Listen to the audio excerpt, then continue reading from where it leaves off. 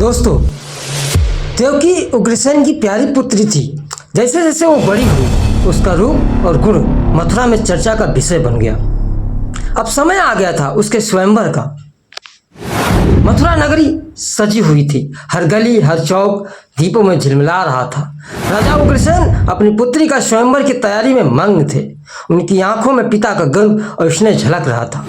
स्वयंवर में दूर दूर से राजकुमार, योद्धा और विद्वान आए।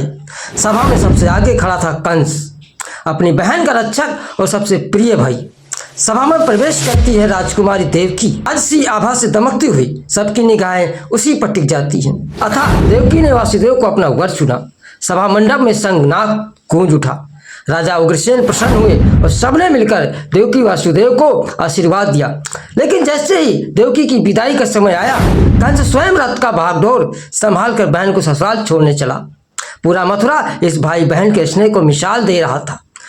तभी दोस्तों आकाशवाणी होती है, हे कंस, जिस बहन को तू इतने प्रेम से विदा कर रहा है, इसी के गर्भ से जन्म लेने वाला 8वां पुत्र तेरा संहार करेगा। आकाशवाणी सुनकर कंस की आंखों में प्रेम की जगह भय और क्रोध भर गया।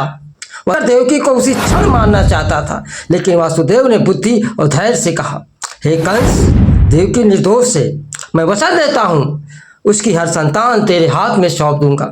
कंस ने तलवार तो रोक ली, लेकिन अब उसके मन का प्रेम समाप्त हो चुका था। वह तुरंत लौटा मथुरा की ओर और अपने पिता उग्रसेन को कैद में डाल दिया। स्वयं को मथुरा का राजा घोषित कर दिया और देवकी वासुदेव को भी कैद खाने में बंद कर दिया।